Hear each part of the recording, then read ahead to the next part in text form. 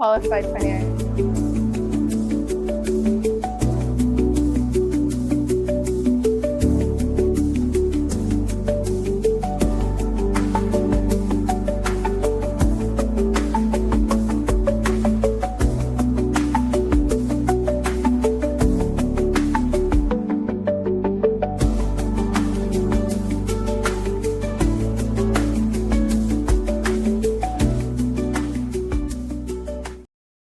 Years to get into retirement.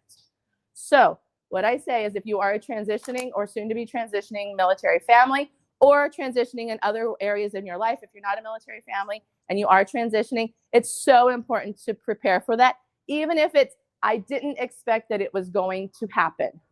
Because those are ways that, right, at some point in your life, you're going to transition out of the job you're currently having, whether you're an entrepreneur and you want to go from being a W-2 employee to having your own business, that's a transition. The more that we prepare for it, the better that you will land on the other side of it and through that, and you'll be more successful.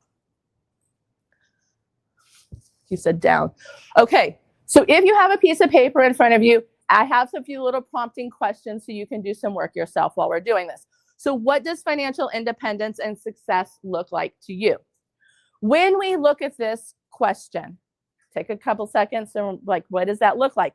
The more detailed that we can be in that response, the better we are going to be able to reach that answer, that target. Are we on target to what we want to do? If I simply say, it means that I can do whatever I want with my money, that's not actually very specific. If they say, I want to be able to take a vacation that's going to cost this amount of money. I want to live in a house that I have purchased cash. I want to have no mortgage in this amount of time. Those start to be more specific. We can zone in and hone in on all of those details. Here's a question for you. How many think that financial independence or success may include, not that's the only thing, may include having a paid-for house? No mortgage payment on a house in the future ever. That might be part of your financial independence or success. How many people are there right now? Don't be shy, because this is how you align yourself with people that are, no, thank you for raising your hand in the back. We bought our house cash last year. People tell me all the time, you can't do that. 10 years ago, we had nothing in retirement. Last year, we bought our house cash just down the street in New Braunfels, right? We don't have to worry about this in this life of this part of our transition, because for us, that was part of our plan. That's one thing that we wanted and we aimed for. So as we were putting together what we wanted and how we were channeling our money and our efforts, this is what was important to us. So as we look at that, the more you narrow it down, the more you get more detailed, the more likely you're going to get there. Wrong way. If I could listen to him and go down, it would be better. Okay, so who is in, which stage of life of your business are you in? Who's in the planning and designing phase? Thinking about it, ideation, high, so I can see, because we got lots of people. Okay, great. Who's in the launching and executing? Launched it, executing it, still got some ways to go. Who's growing and expanding? We've got it down. Good, we got a good mix. Got it. Gives me a good idea of where we're going. Here's our little agenda. Seems pretty simple. Some facts. 1 in 5 adults are actively engaged in running a small business. If this happens to be a little more on the military side, I don't apologize. But those that are in our Military City USA, just understand what we're going through and then look at the numbers for yourself as well. Small business owners often rely on their personal assets and consumer credit cards. Who did boots? Who bootstrapped their business? Started it. Who started it with capital? Started it and they were just able to go get right capital straight out of the box. Pretty much nobody, right? Because you have to have your business for 2 or 3 years producing something. Most of us have to bootstrap it to get there. Small business owners face unique challenges that impact both your personal and your business. Like Melanie said, I meet so many entrepreneurs that think that when I have my own business, that's going to solve my personal financial problems. It's not. It's just going to make whatever your problems were there that much worse. And if you were doing well before, you're going to do well. If you weren't doing well, you're probably not going to do well. I've done my business personally. I've always been in the black. I did a little side hustle. And I started my business. I had my free website, right? I did my Wix and I did my free website. And I was like, okay, let me get this going. And then I made a little bit of money and I was like, okay, good. I can pay this and I can buy that and I can do this. I've always run it in the black. I am a service-based business, so I'm not a widget. I don't need a bunch of capital. But I have a friend. I love her to pieces. And I asked her before I did that, I said, how much was it for you to make your first $100,000? And she said, $100,000. And I was like, I can't do that. My dead adverse self can't do that. Like, absolutely not. We're living on one income. Like, I can't like put $100,000 into this business that I don't know if it's going to work. Well, guess what? Where I am now, if I decided tomorrow that we were going to stop doing what we're doing and we were going to close up shop, I have my quarterly set aside. Everything else in the bank is mine. And I can literally walk away and I owe nobody anything. And that is a very different feeling than if I still had $20, $30, $50, $100,000 of debts hanging out there of what I needed to do next in my business for somebody else. Wrong way, Heidi. Small business owners experience more volatility in their personal income than individuals who do not own a business, right? Because we're waiting on what our revenue looks like, on how much we can bring home. 32% of small business owners have had their personal finances affected by their business needs. Who's had affected? Who's been affected by it? Who's literally been like, I couldn't take enough home in order to pay the bills. I can't, right? Like, I don't know if I'm going to be able to. I have a client I work with right now. I'm going to read his story here and his quote that he just sent me over the weekend. He was there. He was like, my business coach fired me. He told me to go get a personal financial coach because I can't figure out which side of the house it is. He didn't realize it was all mixed up. And he was like, no, it's separate. I was like, no, it's not. He's like, yes, it is. I'm like, no, it's not. Went round and round. He waited a little bit of time. He came back. Again, I'm going to read a story here in a bit. 31% of small business owners do not know how to separate their personal and their business. We borrow a little from Peter. We pay Paul. We borrow a little from Paul. We pay Peter, right? We take a little bit of extra out of the business in order to fund the stuff at home, but then we need to like give ourselves some money from home in order to like pay for the business stuff. It gets really muddy. Even if it looks like it is separate, it's oftentimes not. So in my world, unraveling what people are doing, it's called money habits and behaviors, and we call them money scripts. How do we look at our money scripts? What is it affected by? And oftentimes our money scripts are affected by things that we're not even conscious of. So here's a question for you. What was the first time that you thought about money? What is your first money memory?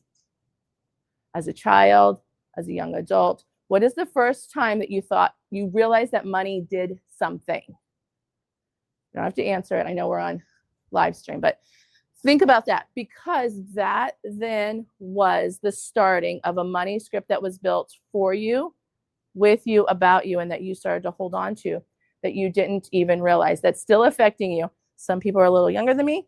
Some of you are a little older than me, got a little wiser than me, but it's been affecting you your whole entire life that you may not even realize it. So our money scripts influence these things, the beliefs about what is financially possible, our self-worth, and our deservingness around money. So I have a lot of clients that'll come to me and they say, Heidi, I bought this because I deserve, right?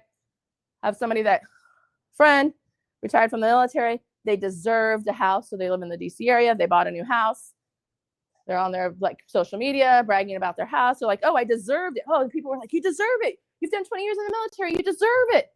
And then they said, yeah, but we're strapped. We're financially strapped. Did they deserve that? By the choice they made, I guess, right? By going into that house. But did they deserve it? So I like to tell my clients, it goes from feeling like you deserve something, because it keeps us backwards, to knowing that you earned it, which means I saved up and I paid for it.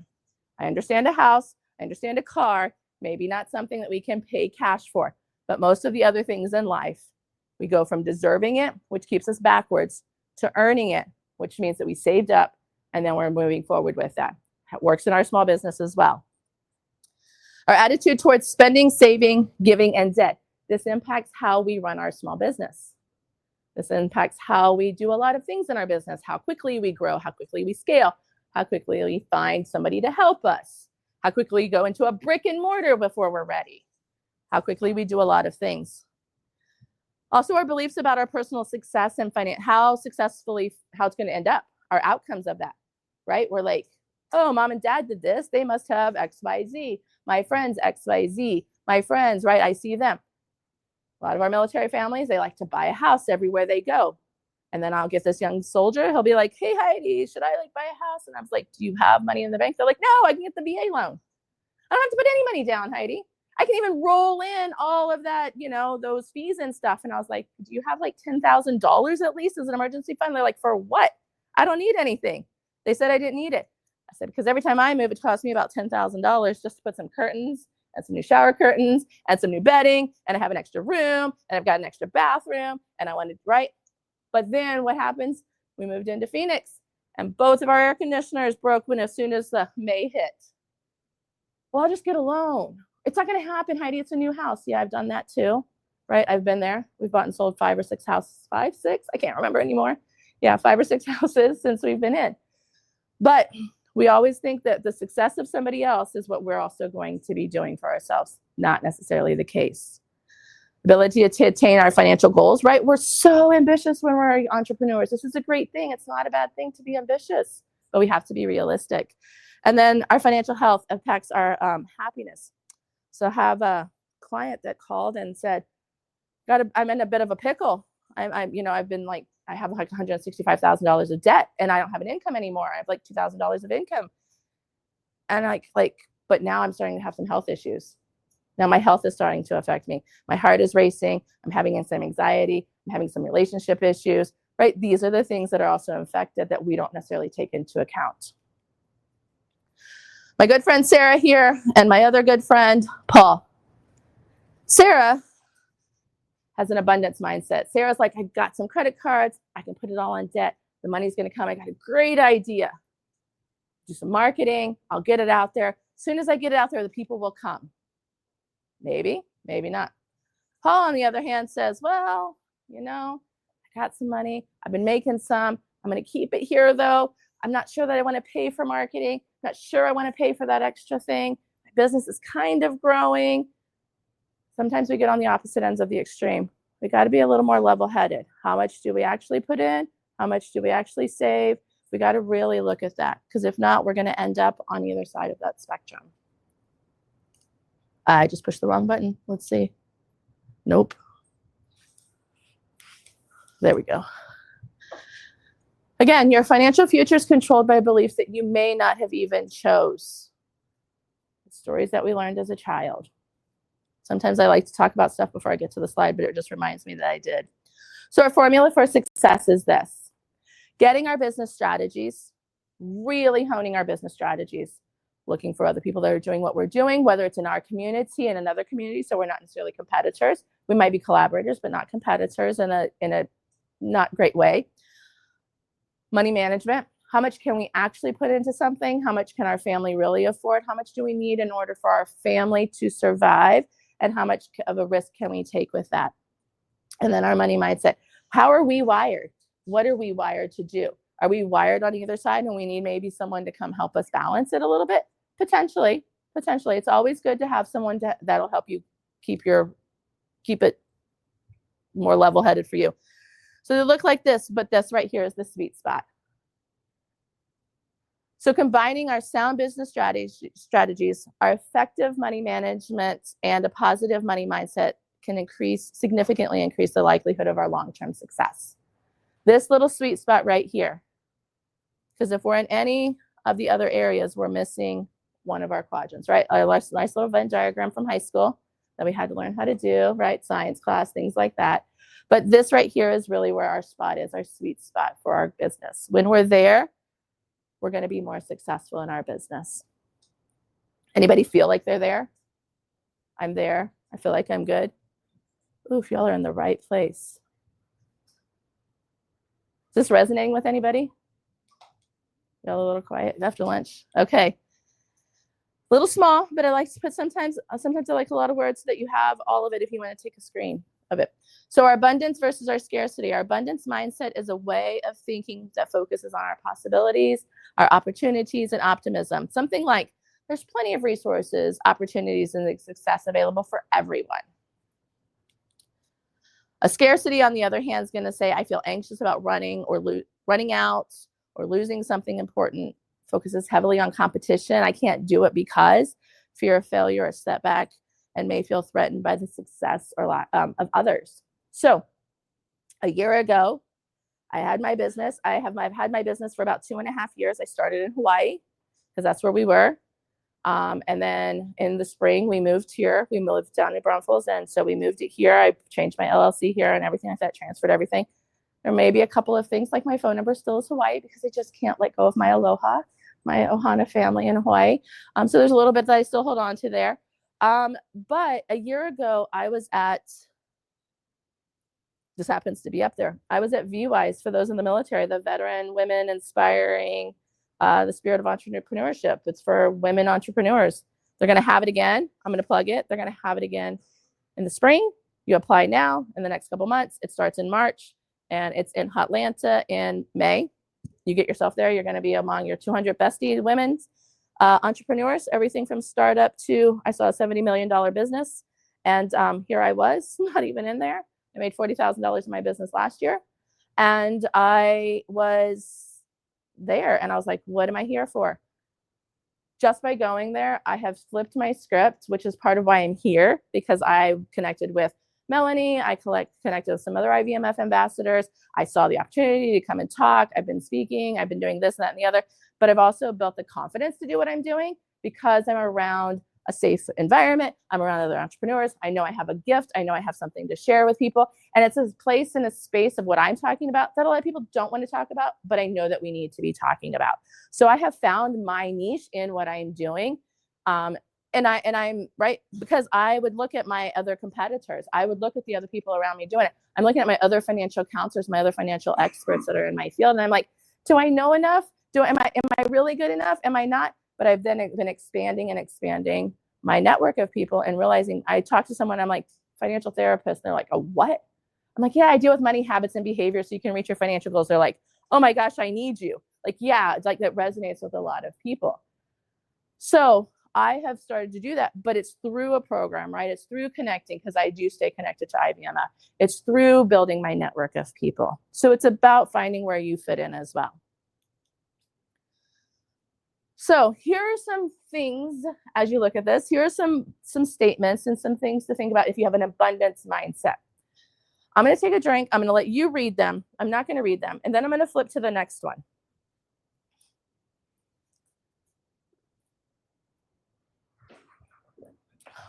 This one can be kind of scary because we're like, am I good enough to be with that person? How am I compared to that person? Am I really okay with them? But what if? Okay. Now read these ones.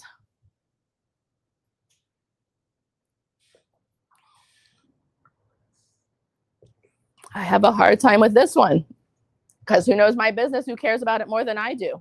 Nobody but my husband, maybe. He's second, but I still care about my tasks more than he does. I ask him to do something and sometimes he doesn't get to it because he didn't understand the importance of it to me. And I'm like, can you just please get this done?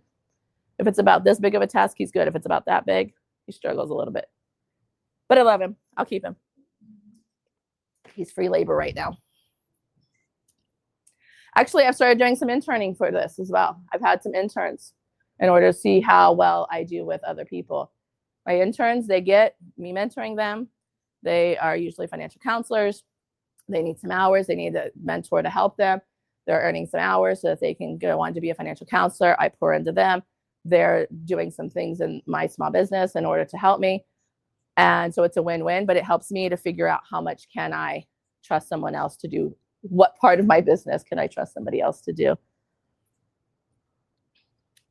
So again, these are kind of small, but if you can see, figure out which side of the house that you're living on more. Are you living more on the abundance side? Are you living more on the scarcity? Are you living somewhere in the middle? If you're somewhere in the middle, it's a good place to be. If you find yourself mostly in abundance or mostly on scarcity, You might need to do a little bit of a check-in. Anybody on the abundance side? I'm way abundance. I'm super hopeful. I'm super mindful. Yeah. A scarcity. Who's on the scarcity side? I'm kind of scared. And who's in the middle? And who didn't answer? Everybody else. You saw that, right? They thought I wasn't going to check. Some more statistics. Sometimes we like statistics. We like numbers. So I like to add these in here. 82% of small businesses fail due to cash flow issues, which may include inadequate cash management and a lack of understanding. They fail because they don't understand it. 54% of small business owners feel they had a good understanding of financial management or literacy before starting their business. I find some small business owners and I say, are you doing your quarterlies? And they're like, my what? Like, I'm talking about like bootstrapped, we're just getting the business going and they have a little bit of income and they're like, my what? I was like, your quarterly estimates are like, I don't know what you're talking about. And I'm like, whoo, we're missing a little bit of this. Yeah. Right. If you don't even know what quarterly estimates are, we might need a little bit of literacy. Start asking some questions. I think this is actually a lower amount, but maybe just the ones that come to me. 14% that they had limited or no financial literacy prior to starting their business. I actually think that's a higher amount. Maybe it's, again, just the ones that are coming to me, but I think a lot of us think we know, but I'm not sure that a lot of us really genuinely know. 38% of small business owners use their own money to fund their business when cash flow is low. And 38% turn to credit cards when cash flow is low. So I went to an event, and there was a girl, and it's one of those bless your heart situations. And when I say bless your heart, y'all are already know, like, right, what does this mean? Bless your heart. It was a bless her heart situation. She was in a presentation, and it was about getting capital. One of those ones where the bank comes like, oh, we can give you money. Maybe, we're not sure. So she said, can you help me? My credit cards are maxed. I have a kiosk at the local mall. My credit cards are maxed. I can't get another credit card. I don't have any money in the bank, but I just need a little bit more money in order to make my business work. She was turning to credit cards, and not only that, she had already jeopardized her own, and she had already maxed out everything like that. And what's the likelihood that they're going to loan her more money? Probably not very likely, right? And the presenter was actually really good, and she was like, sounds like you're a little stressed, a little stretched. I'm not really sure. And she was like, but if you just give me more money, then I will go into more debt, have more problems. I mean, answer the question, right? She just didn't understand it because she had this abundance mindset. She had a fanciful idea, but whatever widget she was selling at the kiosk at the mall was not selling as what she thought it should be selling. But if she just had a little bit more money, it might sell. It would sell. But she was just digging herself. And then she's like, I'm starting to struggle with paying bills and paying my family, taking care of my family. So I need more money to borrow. This is how, though, it manifests in our business. Undercharging, over-delivering, or working for free. Anybody done these things?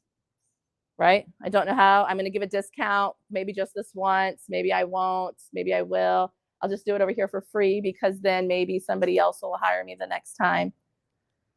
Stagnant or plateaued income. And when I say this, I don't mean that we have reached where we want to reach in our income. I mean that, like, if we want to keep growing, we're not growing anymore. That sort of a thing. Because sometimes, right, I'm a solopreneur with a spouse, but sometimes it means that I know that, like, as in what I do, I'm limited sometimes on whether or not I'm going to bring anybody else in. And if it's just going to be me, I may only reach a certain dollar amount. And that's okay. Am I okay with that? That's not what I'm talking about. I'm talking about that we want more. We want to have more or grow more, but we've stagnated because of our mindset. Poor money management in both personal and our business accounts. So it's about robbing Peter to pay Paul. We're not keeping our books straight. I will tell you something that happened. Heidi's books are not done. She's a financial therapist. I'm freaking out. It's okay. They're getting done next week because I decided to upgrade. Heidi's like, woo, I'm going to upgrade on how I've been doing my budget, my bookkeeping stuff and all this other thing. I bought the package because it was on discount, right? So it was like that month. It was like, hey, you got 3 months at a discount. I was like, great. I like the program. I upgraded it. When did I do it? Actually have time to do it? September 15th. Quarterlies are due. I put all the system in there. It shows up. And I'm like, wait, where's the rest of what I already did? Because I already checked that it was in there. I put in the new stuff in there, this, that, and the other. So it's like, let me undo what I just did. Click the button. And what does the button say? If you do this, you can't undo what you just did. So I click it and poof, all of my books for the entire year are gone, all the way back to December. So I've been a little too busy to focus on it. I will get there, and I know exactly when it is. It is called next week because I got too much this week, and next week I actually took off. How many people take off a week every now and then, like literally take off a week in their business to like actually do stuff? Good, because you need it, right? You need it to reset. You need it to do it. But a lot of people are too scared to take off a week because what if? Well, guess what? No one's getting on my calendar next week unless I put them there. And you got to be extra special because I got a couple of things that I really do need to take care of next week that are more important than my clients. My clients are important, and I've got them this week, and I've got them next week, or the week after. But next week, I got to focus back on our family stuff, and I might in my books, right? Because if not, it won't affect me because I know what's going. I still have an idea of what's going on in there. But if I didn't, it might affect me. Guilt around spending in your business or even personally for necessities. Sometimes people have a hard time. Can I really spend this in order to grow my business? Well, if we're not keeping our books right, we're not doing our stuff right, we're not going to know. The other side of it is, let me see if it's on here. No. Yeah, feast and famine cycles. Sometimes people say, it's already bad. In our personal lives, we do this often. It's already bad. My credit cards are already bad. So it doesn't matter if I just do it again. It doesn't matter because I already have my credit cards already have a lot. So it doesn't matter if I go over. It doesn't matter because I'm already stressed out. I can just go charge more. That can happen in our business as well. Or feast and famine, especially if you have something that is like based upon the holidays, based upon the season, based upon the ebb and flow of things. We need to create this in our business, this feast and famine, so that we aren't feasting and famine between, but we are having our hill and valley fun, which is different than a feast and famine. Belief that success requires excessive hard work. Not that it requires hard work. Man, having a small business is sometimes really hard work. But excessive, that it's all the time. I think the last 2 weeks of August and the first 2 weeks of September, he didn't see me very much, even on Saturday and Sunday, because I had a lot of stuff going on. But there's days where I've taken off, and I'm like, this is when you get me, right? But it's not excessive where I can't do other things. Procrastination on sales or invoicing or client interactions. Your earnings don't match your efforts. Not going all in on your business. This is a question for you for now, for later. What areas have you struggled and where do you feel stuck?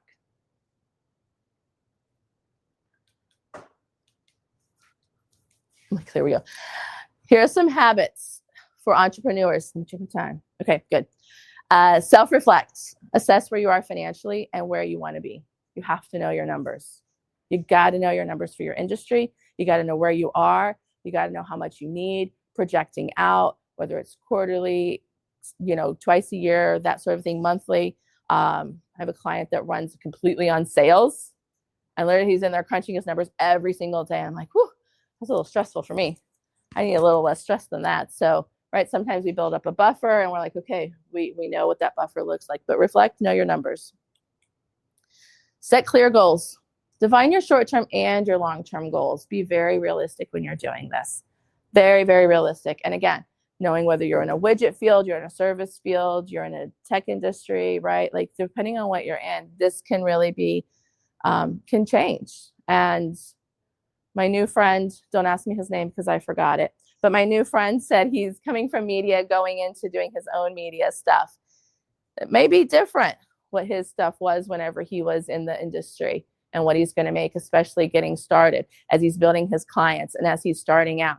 He may offer a little bit of a discount in order to get going, but he can't keep the discount going and that sort of a thing. But his long-term goals, he may make more than he ever made in that media industry before because his potential is now limitless depending on what it looks like. But where he was before, his business offered him, his company offered him, here's your salary, right? Will you work for the salary? Now all doors are open. He's got limitless potential there. Practice your money mindfulness. Be intentional and conscious about how you use your personal and your business resources. Keep them separate. Don't commingle them. So important. That's why I say it multiple times. It's so, so, so important. So who has a business account set up for just their business? Who still has it commingled? Who does not have a business account set up? Even if you're, what did I tell you this morning? This morning, because last night I was thinking, because my husband, bless his heart, I love him. 27 years, 27 and a half we've been working on. We met and married in 4.5 months. So I had that half year. He's thinking, does he want to start a small business? He went with me last week to Business Beyond the Battlefield and the More Than a Millennial Summit. He's with me today. He's now traveling with me instead of me traveling with him. He's my biggest fan, right? He's my biggest supporter. He's a musician. That's what he really wants. Not this weekend, but last weekend, he was living his best life. I still need to put the picture up here. He had his tuba and his lederhosen at the Fredericksburg Oompa Loompa. He was in the Oompa Loompa band at the Oktoberfest in Fredericksburg. He's going to do it again in VSource in New Braunfels. And like, he's in the community band there and he has a little band. And last night we were at the jazz place, not very far from here. River Sun. He's dyslexic too. River Sun, where they have open jazz night. And he's in there playing, doing his biggest thing. He met one of a famous pianist last night. She walked up to him. She's like, it's so great to play with you. He was like, yeah, I'm like, she's famous. She was just there at the little jazz place. He's living his best life. He's thinking about starting his own business because he's like, how can I do this? So Danny gave a great talk about that mapping and things like that, and about mapping your purpose and things like that right before I chatted before lunch. And he had a great conversation with her. And I woke up this morning. I was like, you might start your own business, honey, because what you're doing, you might actually start doing something that's going to build something. But guess what? We just got his disability rating. So guess what? That impacts how much his business license is, right? Like all of these things that are impacting him. So I didn't tell him last night because I really wanted him to sleep. But this morning I woke up and I said, you might start your own business now. And so that's why he's saying he doesn't have one yet, but he hasn't made any yet either. A couple bucks here or there. Okay. Change your own thinking, change your life. Your old thinking might be, it's hard to get clients. Your new thinking could be. Finding clients may be challenging. So I'm learning and implementing new tools to find my clients. I said it earlier when I started, I was in this little bubble of people when I first started doing what I'm doing, and it was all military connected financial counselors. My bubble was about yay big, right? And we're all like, just like, it's like being in that machine where you keep like hitting each other and the kinetic energy, but you like keep hitting the same people kind of a thing. And I had a friend 3 years ago next month, Rachel, and she said to me, we were at a conference, and she said, how many people do you have on LinkedIn? And I said, I have 67 people. I thought I had a lot. And she said, you need to get to 500. I was like, oh, she's like, when you get to 500, it's going to be great. Well, while I was with her, she actually got a call. She does what I do. She's in a different niche than I am. She got a call from the CMAs, Country Music Association. Yeah, those people called her and said, we want you to come help us with our gig-based people to teach them about financial counseling. I was like, what? This is somebody I need to align with, right? She's not even a military spouse. She's a financial counselor. So I started building. How many people have over 100 people on their LinkedIn? You have over 100, honey. He doesn't have that many. He hasn't been building it. How many people have over 500 on their LinkedIn? How many people have over 1,000? I have 1,100, so I'm going to put my hand down. How many have over 1,500? These are the people to be connecting with, right? 2,000. How many? 10,000? How many do you have? 8,900, right? How many do you have, Henry? 4,300, right? Because when we're on LinkedIn and we're actively doing stuff, that's why I did the picture before, right? You can tag yourself, come on and say something, because we are influencing and helping each other in our space. Whether we're military connected, that's our thread that's connecting us, whether we're entrepreneurs. But the thing is that I can tell you, like Melanie, we're having a great conversation earlier. She's like, oh my gosh, I can see you helping over here, right? Somebody else is like, I can see you helping over here. I'm like, oh my gosh, I need your resource because I have clients that need X, Y, Z as well. When we come to these events, when we're around entrepreneurs and we're building up, especially our military community, it's a way to then project our voice and to share their voice as well. This is where these kinds of things can happen. This is where we can change our money mindsets. Stay accountable. Lean on your tribe. Lean on your other entrepreneurs. It's part of why you're here. Whew, I do not do that. You do not have to do that anymore, honey. Okay. So now that we're reflecting, what ways do your money mindset and your money management influence your behaviors and decisions, both in your businesses and your finances? As you're going through the week, as you're going through the next few weeks, think about this as you're making some of those money decisions in your business. How are they impacting one to the other? What fears or anxieties do you have about money?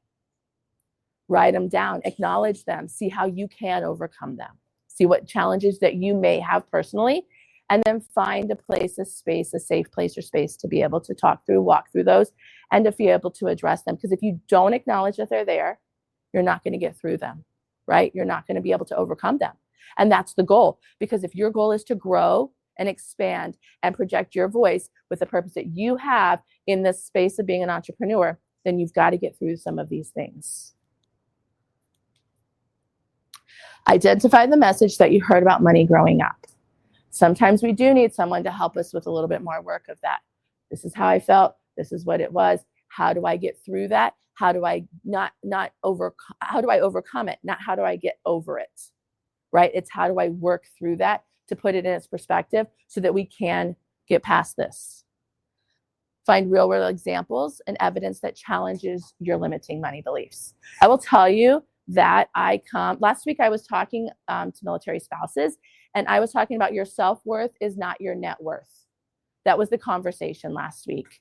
And I come from 4 generations of transgenerational financial trauma.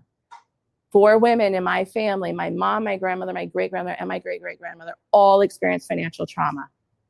I've had to overcome that in order to be where I am today, in order to be even speaking here to help you to also overcome that. Replace your scarcity-based thoughts with abundance and affirmations. Sometimes we start right with an affirmation journal. We start with those things that we're telling ourselves. Start with those, even if it's daily, weekly.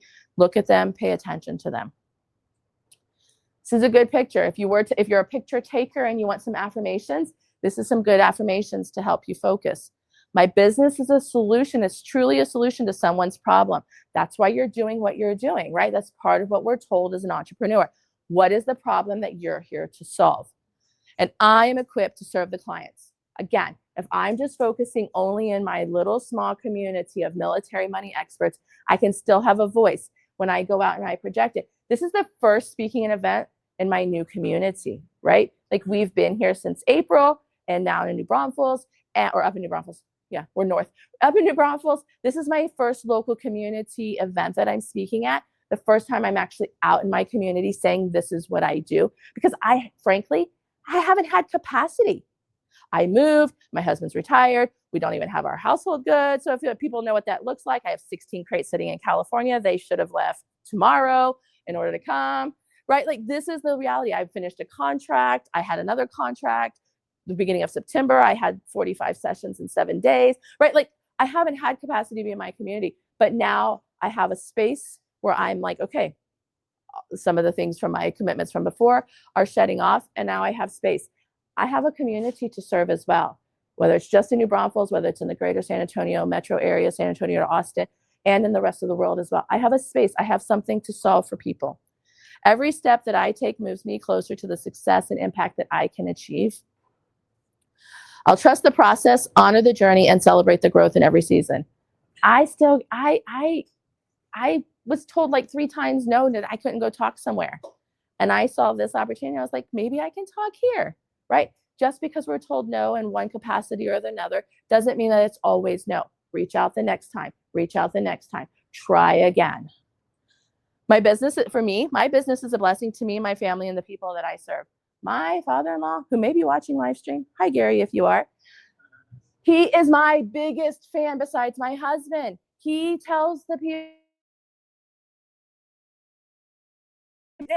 he is my biggest fan. That just warms my heart because I know that I can chat with him about it. Was yesterday Sunday? Yeah, we had 2 days ago. 2 days ago was Sunday. No, today's Monday. Yeah, it was yesterday. We had them over for brunch. I'm like, when? Oh, we had dinner with them the night before, and we had them over for brunch yesterday. And he's just asking me lots of questions. It's a blessing to me because now I get to share with him, and then he gets to share with his veteran aging population, but his community as well. And so then he trusts me to also help his friends and in the community. And he's got some connections that I don't have. So why not go in and share with them as well? I attract the right clients, opportunities, and resources. This is really big, especially when we're starting out. We want to be able to help everybody all the time and be the answer to everybody's situation. We can't.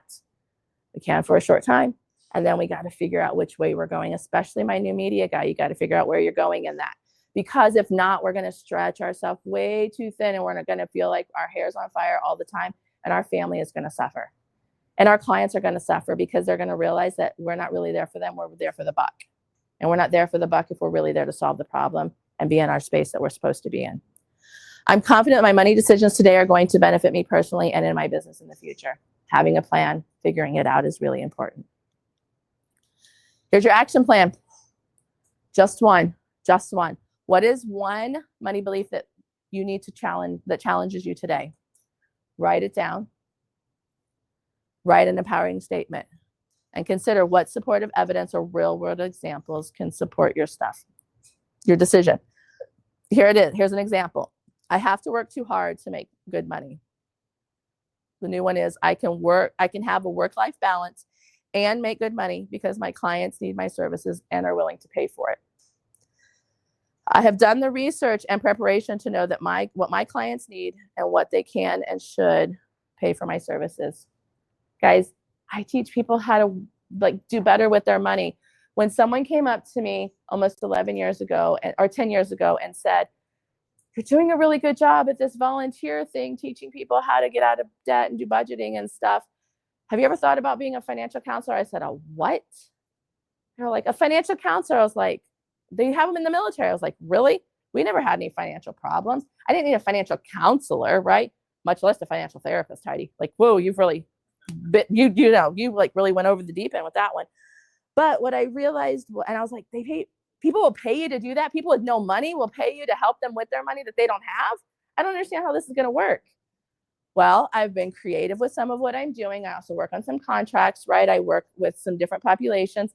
But the reality is, a lot of people that need the help with the money don't realize that they need the help with the money. They're willing to pay you money to help them with their money. Sounds like a really crazy thing. But actually what ends up happening, it's a really big ROI, a return on investment for them. Because when they carve out a little bit of money and time for them, and we talk about the money habits, the money behaviors that affect them, and we talk about where you spend your time, how you spend your money influences your priorities. They're like, oh, so if we start putting our money and our priorities on our schedule to take care of our money, all of a sudden we somehow have more money. It ends up working out, right? But I had to get through this as well. I've had to get through it because the thing I do is to help people with their money that they say they don't have. Questions? Henry has the mic. Melanie has the mic. This is how you can connect with me. There's my LinkedIn. That's how you get on my calendar. But questions? I'm going to leave this up here because sometimes people don't get it. I'll start with the questions, Heidi. Yes. So you said you just purchased your house, Scott, Cash. straight out cash, right? Yep. Did you inherit a trust fund? Did you win the lottery? Nope. What were some of the things, maybe 3 key things that you applied that helped you get there? Yeah. So 10 years ago, we bought a house. The first one was in 2002. We bought a house. We made some money on it. We sold it 3 years later. We bought another house. It was kind of stagnant. The next one was kind of stagnant. The next one we made a little bit on. So then we ended up with, and I'll say the numbers. I talk about numbers all the time, right? We had about $150,000 10 years ago. And we were literally, those military friends of mine will understand this. We were literally driving down the road between here and Houston. And we were talking to a new advisor. I didn't even know what an advisor did. And we said, we have $150,000. What do we do? We had not started retirement. We did not have a TSP for those, 401k. We had no retirement plans 10 years ago. And the guy said, how do you want to be invested in? We were like, it's going to be in there for like 3 years. And he's like, oh, like not very, and we're like, okay. And Jay said, heavy investment, like all chips on, I don't know what color, but like all chips, like super aggressive. And I was like, yeah, like maybe a savings account would be good where we know we have some going on.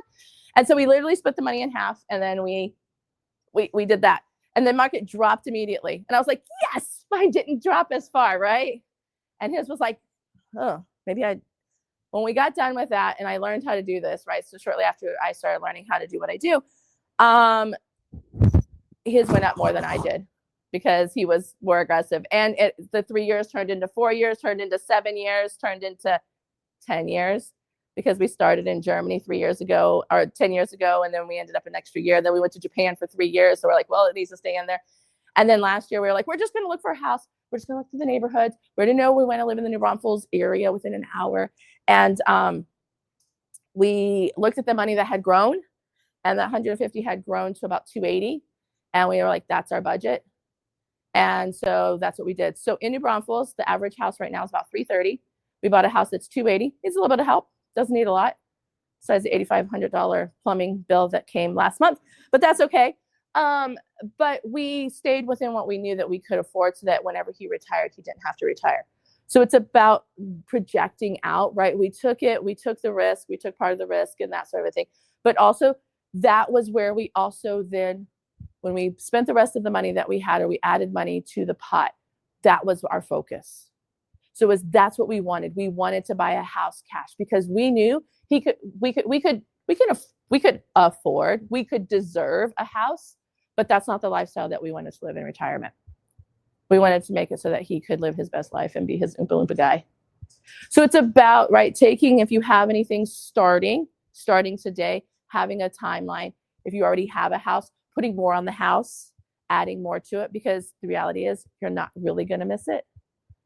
It's just going to be, if that's your focus, to then do that. Don't know that I completely answered the three, but yeah, I'm going to. No, you do, because it needs to be on the. Oh. It's for the camera. So my question is more around how to separate your personal money scripts and develop business money scripts, right? I know for me, even though I'm more on the abundance side, I am big on like cash pay only things. I'm big on my retirement. Even since I was in like my early 20s, I've been big about saving for the future, all of that. Personally, obviously it's worked for me, allowed me to have a lot of agency. But in the business side of things, I said we're in phase 3, and that's largely because we're going into our 3rd year in my first business, and we have money in the bank that we're just not spending, right? And I know it's because of my personal money script. Yeah. And so one of my goals for next year is I was like, we got to spend some of this money, guys. Like, that's my goal for next year, because it just feels like we're doing a disservice to people who are expecting us to use our resources. Right. So how do you kind of is it an alter ego? Do you have to like get someone else to develop it for you? Like, what do you do? Don't have anybody develop it for you. Don't have anybody tell you how to spend your money. Have someone help you what you want to spend it on and help you lay out a plan and chart out what you want to do. Maybe you're say, I want to have 6 months of reserve in the bank and everything else I can, so that once you have that 6 months of reserve in the bank, so that you know for the next 6 months, or maybe it's the next year, you're good, that you'll know that. Because if you're afraid of like it going under, and what happens if like everything dries up, but you'll know you'll have 12 months to get it back on track, that you say, okay, I need X amount of dollars in order to last 6 months or 12 months. Then everything else that's coming in, we're going to split. It's going to go this percentage this way, this percentage here, and then this is for growth in the future. It's also about developing where you want to grow in the future and figuring out how much it's going to cost to grow in order to grow that, because more marketing means more people, right? Means this, means more and more and more. So how much does that look like? So sometimes it's like if you give a mouse a cookie, right? And you're like, well, if I do this, then there's all these other added implications as well. And you're like, I don't know how far those will last. But if you know that as you add something and see how that looks, it might be having someone to speak into it, and just having, it could be like, I don't want to say a crash course, but it could be like an insight and going, okay, tell me what you're thinking, and someone just to help you like unravel what you're thinking to lay out the plan that you want in the future as well. I'm going to read this. I actually asked him if he could, if I could read this. This is my client that I talked about earlier. And you can see if there's anybody else that has a question. This is what he said. Thank you again for your help. This process has been truly life-changing.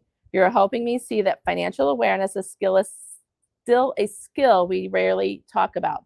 I never learned this growing up or in school. People always discuss business funding and growth, but personal finance often goes unnoticed. And I'm grateful for how you've helped me connect the two.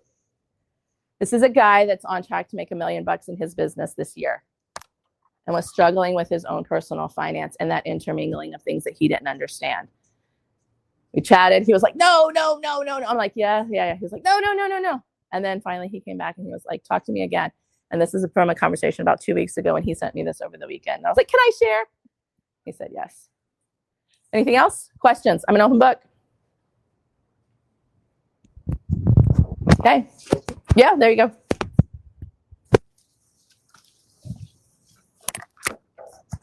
How are you doing? It was wonderful to hear from a financial therapist because I work with a number of businesses. I'd like you to talk a little bit about working with a larger corporation and the answer in the word no. Because a number of businesses don't want to tell a corporation or a company no, and they want to over-deliver, and they overpromise and underdeliver. Can you talk a little bit about that mindset and being okay with saying no? Yeah, I actually can from a very personal perspective. So part of the reason I went into private practice and I started my own business and do my own contracting consulting that I do is because I didn't want to work for a contractor that actually did do that. So it's interesting you asked the question because it's very personal. I can feel it in my blood right now. But it's very personal to me because I see this in the government. I see this in the military sector. What happens is this. How many of our family, our people are military connected? How many are not military connected? Okay. So I have to just think about this. So this is what happens sometimes. So our wonderful, whoever it is, it's not just in the government, but this happens to us as military spouses. And Mamie talked about it a little bit earlier this morning. So what happens though sometimes is, right, as military spouses, we're following our military member, or even if you're in the civilian sector and you have a job that moves around, you might be following your spouse around in the community. And so what happens is, like, my career, if I were to have one, I chose to be a stay-at-home mom for most of my life. But as a military member, when I went to work, my jobs were limited because we were also overseas, right? Or we were in a community. But then what happens is they're like, oh, you're a military spouse. Oh, you need a job. Oh, this is the price that you're worth. Oh, and you didn't have any experience. Forget the fact that I like set up 2 balls and I did this and I was like a professional volunteer and all these other things. But they're like, wait. So what happens sometimes is, in my specific situation and why I didn't go to it, I wanted to control my hours. I wanted to control my time. It was his sunset tour in Hawaii. Hello. Like, I wanted to be working 8 to 5 whenever we could learn to live on one income during there. Right. But that sort of a thing. But also, I literally interviewed for a job and I said, you're paying me less than the last person said. And they said, yeah, because we underbid the contract. And I was like, so why am I now devalued because you chose to underbid the contract? So when we do that, what it does for the employees is affects us, right? Because sometimes as military spouses, or a spouse that's following our, or somebody that's in the community that's like trying to work for a larger place, we are undervalued in what we have to bring to them. Because are they looking at us as we're one of however many? Or are they looking at, like, she knows her stuff, she knows what's going on, and she can come in and get the job done. And you know what? She can even do it in 4 days that everybody else needs 6 days to do. So whenever we take ownership of that ourselves as an entrepreneur, what we can do is limitless. But we do sometimes get into that, like, I have to work for the 401k. I have to work for the this. I have to, like, these are all the things that somebody's giving us. But what is it that we're subjecting ourselves to whenever we're giving up our own autonomy when we want to have our own business? Does that answer your question? Okay. Thank you, Heidi. Thank you. A small token of appreciation for coming. I'm gonna hug you. I really appreciate you coming, and that this is your first event in the community. Thank you. I hope to have you back, and especially Supply SA, since doing contracting. I love to have you back there as well. So I look forward to having you there. Thank you. Thank you, everyone, for joining today. We will be back tomorrow at 9 a.m. But before you leave, go back there and support a military spouse small business. Mamie Alpac Media. She does the wellness-inspired stationery. Go by there, see her before you leave. And if you are available, stop by tomorrow. We start at 8 a.m. for a networking session, a small networking session in the back there, and coffee and connects. And then at 9 o'clock, our program will start. Thank you, everybody. Thank you, Veteran Social Summit, for streaming today. I'm Melanie McCoy, and I will see you tomorrow. Thank you. Thank you so much, guys. Yeah. Please grab your mic.